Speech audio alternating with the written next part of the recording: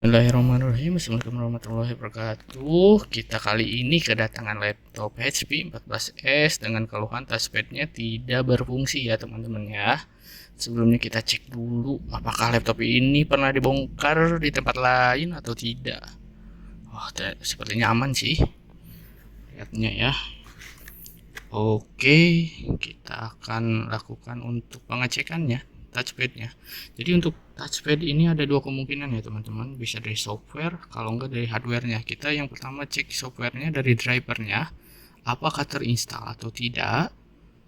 Kalau misalkan softwarenya udah kita coba perbaiki tapi tidak ada hasil, maka kita berasumsi di touchpadnya, di hardwarenya, berarti touchpadnya ini yang bermasalah. Oke, benar untuk laptop cuma ada touchpadnya. Nah, ini kita menggunakan laptop dulu ya. Kita coba cek untuk laptop ini apakah dengan USB mouse ini, apakah dia kursornya ada atau enggak hilang, atau benar-benar hilang. Nah, itu. Nah, ini bisa ya kalau pakai mouse ya, teman-teman. Oke, kita seperti yang saya sudah katakan tadi, kita akan memperbaikinya. Kita akan memperbaiki dari secara softwarenya dulu. Kita lihat di sini di manage dari driver untuk touchpadnya sendiri. Kita bisa lihat, nah di sini ada yang tanda seru ini. Nah ini tanda seru berarti, nah HID device kita uninstall dulu. Ini untuk touchpadnya itu yang ada masalah ya teman-teman ya. Oke, uninstall, kemudian kita install lagi secara masih oke. Untuk selanjutnya saya sebelumnya ini udah download untuk drivernya di website resmi HP-nya ya. Nanti teman-teman bisa cek ke website resminya, terus diklik untuk bagian laptopnya, maksudnya tipe laptopnya HP berapa, nanti juga akan sesuai untuk drivernya ada di HP resminya ya. Oke, kita coba install. Nah, setelah install, jika masih belum, kita coba restart dulu. Mungkin si drivernya belum ini. Nah, ini setelah di restart laptop, kita lihat, oh masih belum ada hasil ya teman-teman. Oke, kita cara yang kedua. Nah, di sini kalau kita biasanya sih ada namanya DLC. DLC itu Windows, seperti Windows Mini gitu ya teman-teman ya. Biasanya laptop apapun, laptop kosongan, laptop baru, kalau masukin DLC dia drivernya itu yang universal ya teman-teman ya. Biasanya bisa. Nah, kita cek untuk di sini sama juga melalui DLC, berarti dari softwarenya tidak ada masalah, tapi masalahnya ada di hardwarenya ya teman-teman ya. Nanti kita akan coba untuk bongkar untuk hardwarenya. Oke, kita bertemu ahlinya ini, Mr. Edi, spesialis per laptopan duniawi. Asik. Kita akan buka langsung, kita eksekusi untuk bagian baut-bautnya. Jangan sampai ada yang tertinggal untuk baut-bautnya ya. Nanti soalnya kalau misalkan ada tertinggal, nah pas bagian pembukaan ini nanti dia susah dibuka. Nah, kita bukanya pakai opener ini namanya ya. Kalau bentukannya mirip ini sih, pick gitar. Kalau teman-teman tahu pick gitar, tapi yang tipenya yang sedang lah, enggak yang keras, enggak yang tipis. Kemudian setelah dibuka, kita pencopotan baterai, tujuannya agar tidak ada arus saat kita nanti melepas komponen-komponen dan mengurangi resiko untuk terjadinya korslet ya teman-teman ya. Harusnya kita matikan. Nah, sesudah dibuka kita cek ke bagian, nah ini dia fleksibel dari touchpadnya teman-teman. Nah, bisa dilihat itu posisinya yang si item-itemnya itu harusnya itu pas ya teman-teman ya. Berarti ada pergeseran, berarti ini wajar lah ya, wajar untuk pemakaiannya. Kita coba keluarkan lalu masukkan lagi secara presisi ya teman-teman ya, lalu ditutup lagi sampai klik. Nah yang bagian hitam itu kan tadi keluar tuh, kalau sekarang udah enggak, udah dimasukin lagi. Nah untuk membuka laptop ini harus hati-hati ya teman-teman ya. Nah pas bagian ini terutama,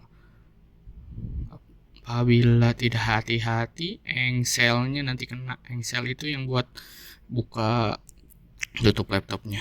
Nah ini pemasangan baterai dan pengetesan touchpadnya diginiin aja untuk efisiensi waktu ya. Ini kita aman soalnya tidak ada arus listrik yang menyebabkan nantinya korslet, jadi nggak apa-apa kalau seperti ini. Nah tujuannya juga untuk dicek di sini agar efisiensi waktu.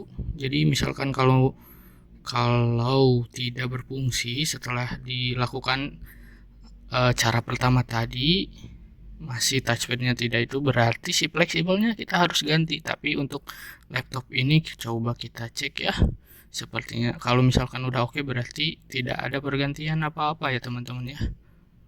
Kita cek untuk touchpadnya. Kita lihat menunggu hilal dari Bapak Edi. Pak Edi, nah itu sudah muncul kursornya ya teman-teman ya. Kursornya sudah muncul, digerak kiri kanan, oke. Nah selanjutnya klik kanan klik kirinya juga dicek, kemudian dimatikan dulu setelah oke ya.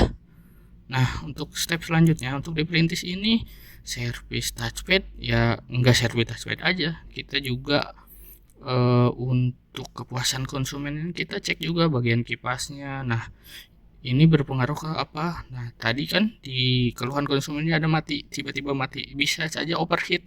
Overheatnya itu gara-gara, nah ini salah satunya thermal pastanya udah kering, dan nah keburikan yang kita lihat kipasnya. Ini wajar pemakaian ya teman-teman ya. Jadi kalau misalkan kipas pakai aja, tidak, laptopnya dipakai aja tapi tidak pernah dibersihkan seperti ini ya, nanti dia akan panas. Ini yang menyebabkan laptop panas ya. Jadi si kipasnya itu dia tidak berputarnya secara maksimal, jadi untuk pendinginan, proses pendinginannya agak terhambat, yang menyebabkan si laptopnya overheat dan kemudian suka mati sendiri. Tadi kita menggunakan teknik tiup-tiup karena kita lihat untuk keburikan debu-debunya tidak terlalu parah. Kalau sudah parah bisa menggunakan hair dryer ya. Kalau enggak menggunakan pompa untuk ini mengeluarkan debu-debunya di vakum biasanya. Nah ini dia thermal pastanya teman-teman ya. Yang thermal pasta yang tadi kering. Nah untuk kering itu berarti si thermal pastanya tidak bisa bekerja secara maksimal. Nah kita oleskan tipis-tipis aja, jangan terlalu banyak, karena yang banyak itu nanti dia luber-luber kemana-mana, jadinya tidak estetik nanti teman-teman ya. Nah ini yang kering-kering kita lap aja pakai ini tisu biasa, beli di toko kesayangan Anda bisa. Untuk tisu bebas lah ya. Untuk thermalnya juga mereknya bebas ya. Oke ya, kita bersihkan juga. Ini area prosesor ya teman-teman ya, jadi otaknya dari laptop ini. Oke, jika sudah, nah itu kan udah thermalnya segitu aja, karena nanti kan itu berkumpul terus. Nah nanti kan pada saat dipencet itu dia akan menyebar. Oke, selanjutnya kemudian kita akan memasang kembali komponen yang tadi kita cabut ya. Ini area pendinginan dari si prosesornya ya. Oke, kipasnya juga yang sudah kinclong ini udah kita bersihkan, dipasang lagi ya teman-teman ya. Jadi untuk selanjutnya itu pemasangan baterai ya, kalau udah semuanya. dan kita cek lagi ya teman-teman ya. Nanti untuk touchpadnya setelah dipasang baterainya, apakah touchpadnya masih konsisten menyala atau tidak. Jadi teman-teman kalau misalkan servis di perintis ini, kalau udah dibongkar itu kita cek keseluruhannya, termasuk kita akan free untuk biaya pembersihannya ya teman-teman ya, udah include istilahnya gitu. Lalu kita pemasangan kembali casing laptopnya ya teman-teman ya. Nah yang si karet-karet itu jangan lupa teman-teman, kalau misalkan terlalu ditarik dia nanti posisinya nggak presisi, jadi harus hati-hati untuk membuka si karet-karet ini nih. Nah karet yang putih itu kalau misalkan tidak presisi nanti akan panjang sebelah ya teman-teman ya, karena soalnya karet sifatnya melar kan. Nah itu ya. Oke, kita melakukan cek lagi. Nah untuk di sini udah oke. Nanti kita tes running lagi ke permasalahan drivernya ya. Untuk sementara klik kanan klik kiri oke. Kita coba tes running yang terakhir. Kita coba lihat drivernya yang tadi di manage, terus kita lihat apakah ada tanda serunya teman-teman ya.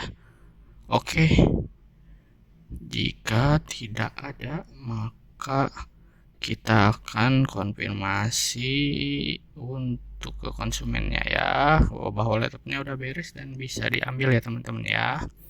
Oke, sekian tutorial dari Perintis Solution. Semoga ilmunya bisa bermanfaat ya. Wassalamualaikum warahmatullahi wabarakatuh.